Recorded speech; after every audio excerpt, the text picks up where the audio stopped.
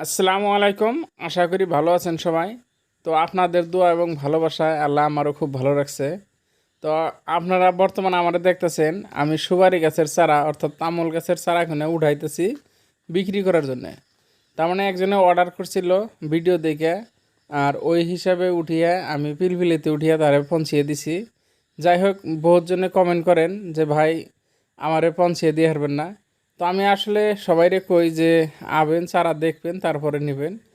তো এর মধ্যে বহুতজন বহুত দূরে দূরে থেকেও কমেন্ট করছেন, হয়তো পৌঁছিয়ে দেওয়া যাব, কিন্তু ঘটনা হলো চারা বস্তুটা যদি দেখে নেন সবচেয়ে ভালো। তারপরে আমার ভিডিওতে আইডিয়াটা নিবার পারবেন যে আমি কীরম ধরনের চারাটা বিক্রি করতেছি বা চারাটার কীরম সাইজ ওটা দেখা যাচ্ছেন। তো আসলে কিন্তু লাভজনক বিজনেস হিসাবে যদি সুপারির গাছের বাগানও করা হারেন, তারপরেও আপনার বাড়ির আশেপাশে যদি অল্প জায়গা থাকে খালি জায়গায় সুপারি গাছ লাগিয়ে রাখেন, আপনার গাছের যেটা উপকার ওটাও পাবেন, তারপরে সুপারির যেটা বা তামলের যেটা দাম, তো এনেও একটা বিজনেস হিসাবে করতে পারবেন।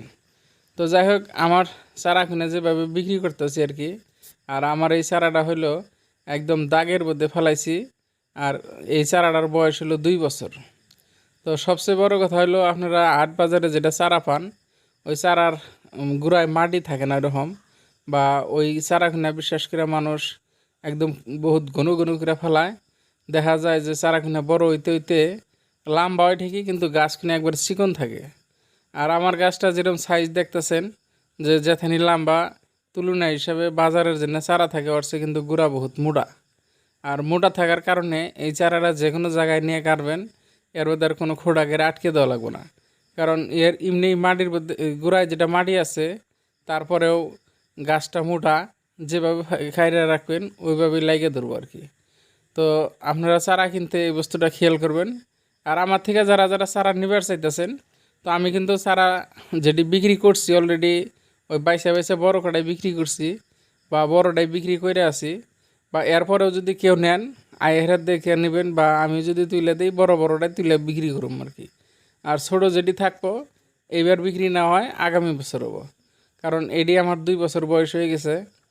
তো 2 বছরে এরম সাইজ হয়েছে। তো সুপারি গাছ নিয়ে বহুত চিন্তা করেন যে কত দিনে আসলে সুপারি ধরে। তো যদি কেউ জানা থাকে কমেন্ট করে জানাবেন যে আপনার গাড়া থেকে কত বছরে সুপারি ধরছে।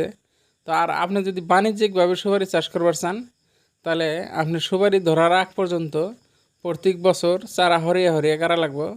আর যেহেতু প্রত্যেক বছর যদি হরিয়ে হরিয়ে কারেন, গাছটা খুব ভালো হবো।